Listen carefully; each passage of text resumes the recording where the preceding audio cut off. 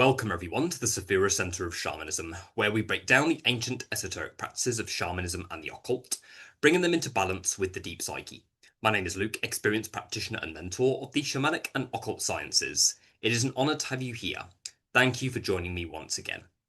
Be sure to check out Patreon and my premium membership service within the first two links of the description of this video. First link for my premium service, the Saphira Shamanic School, ideal if you're wanting to work closely with me, and check out the second link for my Patreon to gain access to all of my exclusive content relating to occultism and occult initiation. You will find over 300 pieces of exclusive content on this Patreon at this moment in time, with new content uploaded multiple times each week. Gain access at just £20 per month.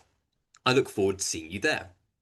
So today we're going to be discussing how to purify karma, a deeply interesting topic, but also a highly misunderstood topic as well. The New Age has just completely twisted the concept of karma and karma purification out of proportion. It's shrouded within love and light. Oh, you'll only purify your karma if you can do breath work this many times a week, and all of these different types of things. Karma is also deeply misunderstood. Many people think that it is based off of morality, so you do good things and then good things happen to you, or you do bad things and then bad things happen to you. It really doesn't work like that, okay? Our world wouldn't be structured in the way that it is, and there wouldn't be as much corruption and chaos if it actually worked in that way. How karma works and how karma is generated is based off of an energetic pattern that extends from an intention or action that is either in harmony with your soul, with your true will, or out of harmony with your soul. It is really that simple. This means that you could do a good thing and it be completely out of harmony with your soul and be neglecting yourself in the process and re-traumatizing your inner child in the process. And then that would generate perpetual karma. That would generate karma in which you have accumulated from ignoring your true will and going against your true will, at which point the same trials are going to manifest time and time again. Whereas if you make a decision or have an intention that is actually in harmony with your true will, understanding that it's not always as clear as black and white, but if you have an intention that aligns to your true will and you live your life according to your true will and according to the needs of your inner child, then that is going to generate evolutionary karma, which is going to basically bring different types of challenges, but challenges that are going to inform you to grow more as a person and as a soul. So the best way to describe karma, and the names for these different types of karma tend to vary, but it's easy to describe them in the context of two types of karma. Accumulated karma, or what I like to call perpetual karma, and then you have evolutionary karma. Accumulated karma is based off of things that have been set into motion through previous experiences, whether they are in harmony with one's true will or not. That causes an energetic pattern to establish in the direction of the person ignoring their true will, at which point the same initiatory trials can come in time and time again. You can see this playing out with things like people pleasing. So, for example, it's like, oh, I'm going to do all of these good things because I don't feel enough otherwise. But really, all the person is doing is forcing their inner child to do something that the inner child actually does not want to do. And therefore, they are neglecting themselves in the process in order to embody martyrhood. At which point, that particular individual will very likely keep attracting people into their day-to-day life that are going to demand things of them, that are going to want them to be in their people pleaser, and then breaking that karma is ultimately going to be serving the self, okay, actually being selfish in that moment. At which point that is going to generate evolutionary karma because the person is breaking the pattern. The same goes if somebody is continuously attracting the same types of partners. The classic, I'm attracting a narcissist. Oh, constant narcissists keep coming my way. Oh, they're a narcissist, that person's a narcissist. But why is the person bringing in narcissistic people or personalities? Because they need to serve themselves more. Because they need to actually embody and make friends with their inner narcissist. And when they do, they won't actually need to attract that same perpetual experience and therefore generate the same perpetual karma. So understand that these are the core two types of karma that are generated. Accumulated karma is built through perpetual experiences of ignoring your true will and ignoring your own needs. And then evolutionary karma comes when you are able to actually meet your own needs and live life in harmony with your true will. So when it comes to purifying karma, as you can probably see by what I've been explaining thus far, purification of karma comes when you break patterns. When you make the commitment to actually reparent your inner child, experience the opposite to what feels safe. In other words, it means going against what feels safe or that false sense of security, and ultimately cultivating a reality that is in harmony with what your inner child actually wants to experience. This is how you purify karma, and it means making the decision between what is right and what is easy. Either you remain in what is easy, in that continuous perpetual cycle because that is what's familiar to you, or you make the decision to actually understand your own inner child, understand your own needs, and most importantly, understand how your needs have not been met. At which point you can then begin to tailor your life according to meeting those needs, at which point evolutionary karma is going to be generated, and you won't need to keep attracting the same types of perpetual experiences. So we're going to be discussing this subject in depth today, exploring how karma is purified through individuation and how it is linked to the needs of the inner child. Absolutely essential topic, so definitely stay tuned.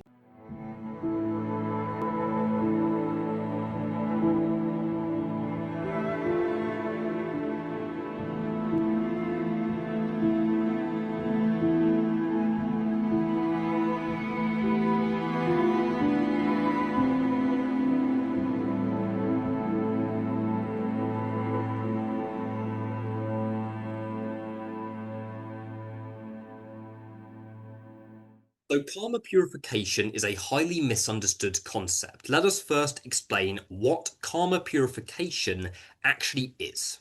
Karma purification is a powerful alchemical process of transforming accumulated karma into evolutionary karma. Now, this is not transforming bad karma into good karma. In fact, there is no such thing as bad karma, and there is no such thing as good karma. Yes, if you judge it in that way, yes, for sure, but it's ultimately going to be dependent on the person's perception. The issue is that a lot of beliefs around the concept of karma are shaped by various cultural influences, various religious influences, and are therefore built from a place of illusionary duality. Okay, in other words, the misunderstanding comes in that you do good things and then good things happen to you, and vice versa, when really it doesn't work like that at all.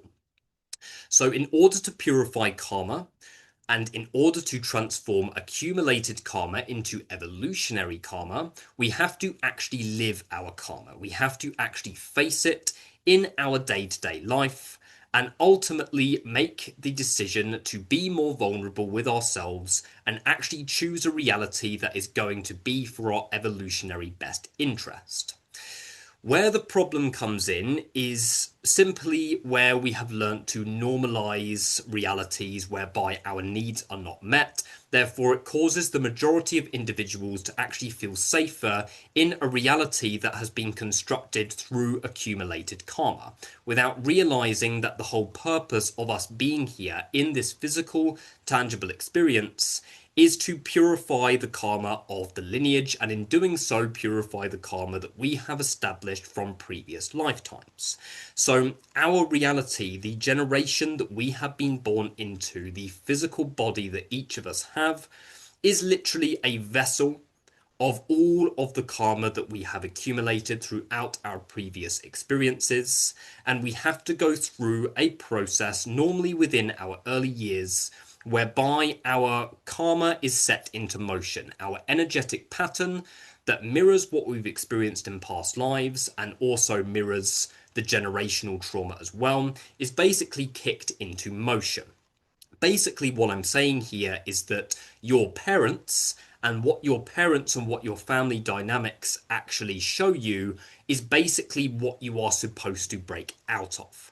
So, for example, if you grew up within a sort of early years childhood whereby you were oppressed, whereby you were not actually seen or heard, that would basically kick a set of energetic patterns into motion that is then going to basically cause the same perpetual experiences to come in time and time again. But really, the real lesson there and the purification process that has to take place is basically the transformation, the alchemy that shifts the accumulated karmic reality, which is a reality whereby that person is not seen or heard, into an evolutionary reality whereby the person is seen and heard. So basically, karma purification happens when you experience the opposite to what you experienced when you were a child. It really is that simple. Therefore, it makes absolutely no difference at all how much breath work you're doing, how much kundalini work you're doing, how many mantras you're saying each day, or how many spirit invocations or communications you're having. What really defines how much of your karma you are actually purifying is your ability to actually break out of what feels safe but what is perpetual. So going back to that example, if somebody was not seen and heard as a child, then they learn to actually feel safe in environments whereby they are not seen and heard because it's what's familiar. But really what that is going to manifest is continuous karmic cycles and perpetual experiences that are there to basically help the person break out of that old accumulated karmic reality and change it into the opposite. Okay, so accumulated karma takes place and is set into motion when we are out of harmony with our truth and authenticity. And then evolutionary karma is then set into motion when we do the opposite to what we experienced in our early years, and we actually go against the pattern that we perceive as safe and start doing what is more difficult and what will typically initially trigger more fear for the individual. So in other words, that process of purifying accumulated karma into evolutionary karma is the process of ultimately learning what the needs of your child actually are. This is deeply connected to what Carl Jung would have referred to as individuation, which is the embracing of the multiplicity of self in order to ultimately get to know yourself and integrate opposing forces within you. So when we are integrating these opposing forces within us and we're learning what each part of us actually wants and requires, then when we are actually tailoring our reality to meet those needs, then that is triggering a karma purification process. Okay, so it's very easy to bypass karma. It's very easy to try and escape from karma, but in reality, the most grounded way to describe it is that it's simply something that has to be lived and something that you have to face. Take everything around you, within the world around you, as a part of you and integrate it within yourself. That is the ultimate individuation process. Karma purification is genuinely kicked into motion when you can find genuine relatability with the world, when you can find genuine relatability within some of the darkest and most what you would perceive as distorted aspects of human nature, because you are actually then going into the different parts of yourself and ultimately learning what needs were not met and how that is linked to the archetypes of the external world. The world around you is communicating with you constantly. Your psyche is constantly interacting with you through the world around you. Every experience that you have has evolutionary potential behind it, no matter how beautiful the experience is, and no matter how dark and distorted the experience is.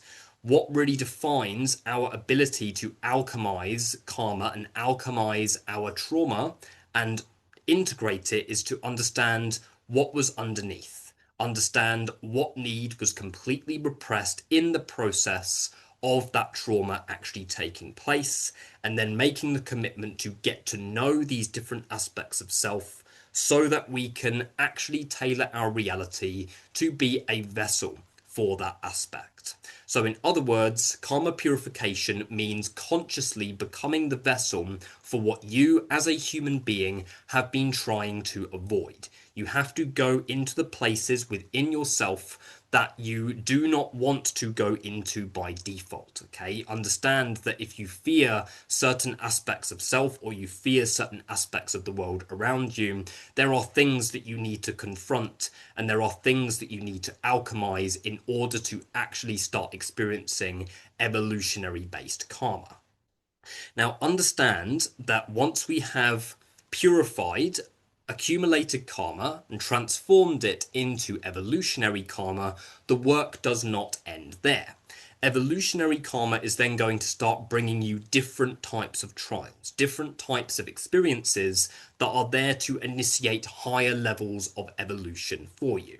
So once you have purified the karma that has been set into motion through your early years, and you've actually constructed a reality whereby you are experiencing the opposite to the archetypes of your parents, you are experiencing the opposite to what you experienced as a child, then you are basically going to remove the need for those same trials to start coming in again. Okay, perpetual experiences and the same types of experiences, whether you're experiencing the same types of money problems, experiencing the same types of partners coming in, the same encounters, all of that is a result of accumulated karma, and that is an indication that there are things there in your life and within yourself that you are bypassing, normally unconsciously, but there are things that you are not looking at and things that you are not integrating, at which point those same experiences are continuously coming in order to get you to own what those experiences are actually there for.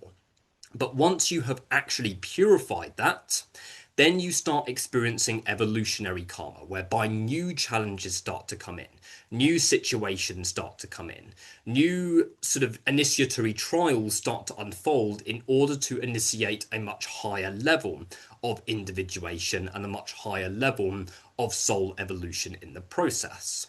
Now, what I've seen happen for many people, and I see it happen with people who engage in occult-based initiatory practices, which are designed to purify karma at an extremely powerful level, simply because it forces you to live out your karma and consolidates it all into this lifetime.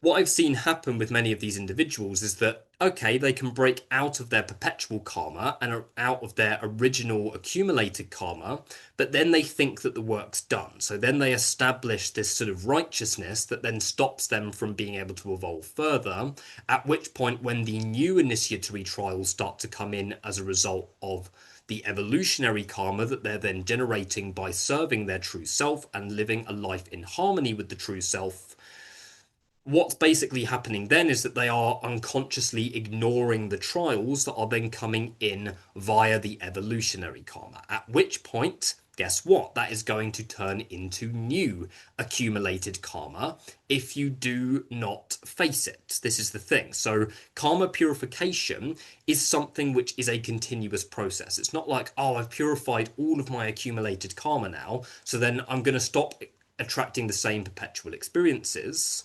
Doesn't work like that. It basically means that you're then, okay, you've purified the majority of your karma. Maybe as an occultist, you've embarked on that individuation process, and you've actually fully purified what your soul has come here to purify. But then a new form of evolution is going to unfold. Okay, a new form of evolution, a more powerful and often more dense initiatory trials are going to start to unfold as a result of that. Now, when I say dense, I do not mean trauma inducing, I do not mean inducing suffering, I don't actually mean anything like that. But what I do mean is more significant challenges that are going to take you through a higher level of soul evolution, a higher level of understanding yourself on a much deeper and much more intricate level. And this is where a lot of people do struggle when they purify their karma and then they don't want to face the evolutionary karma that's going to come from that. Okay, so it's a bit like, okay, you've integrated the core of your past trauma, understanding that you can never fully integrate all of it because there's always going to be things that are there that you are not able to see. At which point, the evolutionary karma is going to take you deeper into the trauma that you didn't know that you had. Maybe the evolutionary karma is going to start taking you further into the generational line, further into your past life experiences, and allowing yourself to become the vessel of those unintegrated aspects. This is really what karma purification and individuation is about. It is really about letting yourself become the conscious vessel for all of the things that you have not been looking at, and all of the things that you have not been owning about yourself, and all of the things that are within your nervous system and within your unconscious mind that have remained unseen.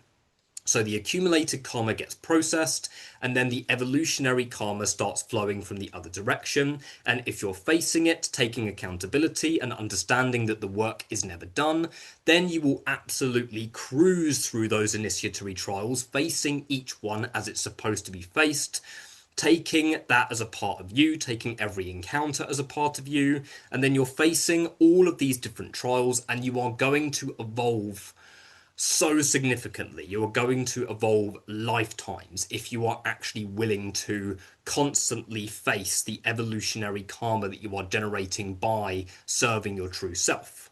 Okay, so why do you actually have to face evolutionary karma if you are in harmony with your true self? It's like, okay, so my lifestyle is now in harmony with my soul and I'm now meeting the needs of my inner child. So why do I have to face more initiatory trials once I've attained that state?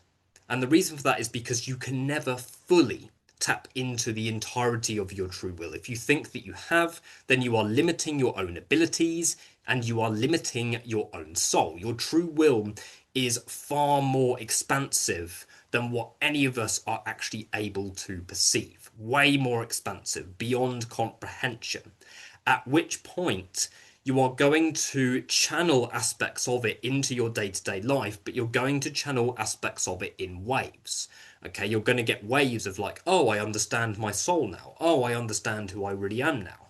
But then there's always going to be more there that you haven't seen, at which point that is the purpose of evolutionary karma, to actually show you more about yourself, more about your sense of self, and understand that what you are perceiving here and now is only the fraction. No matter how much work that you've done, maybe you've been through all types of initiation, maybe you've been through the Sephiroth, maybe you've been through the Cliffoth, maybe you've gone through what's beyond both trees. Okay, well done. You've done a tremendous amount of work, worth being immensely proud of. But don't get ahead of yourself. The trials are not done.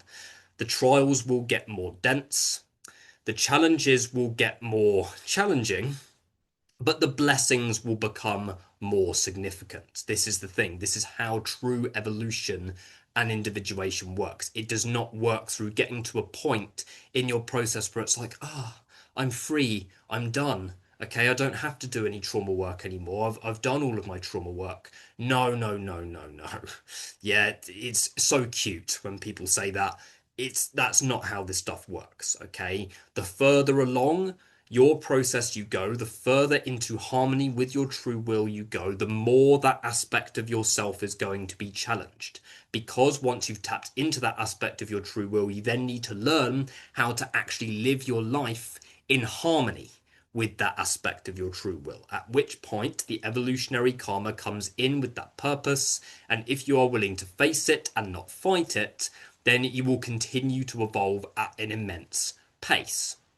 Lifetimes. You will evolve lifetimes within a very, realistically, a very short space of time, because that is what your true will is wanting, and that's what your free will is actually opting into by actually embarking on your evolutionary process, by actually facing the things that you are avoiding. So understand that I've said it so many times on this channel, but I can't hammer it home enough that there isn't actually any endpoint to anything.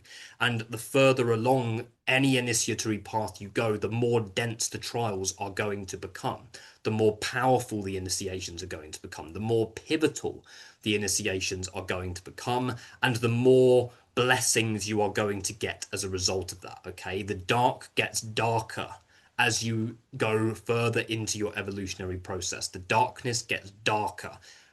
If you thought that it's got as dark as it can get, think again, okay? The further you go into your process, the darker things are going to become, but also the lighter things are going to become as well. There is an immense paradox that is associated with it.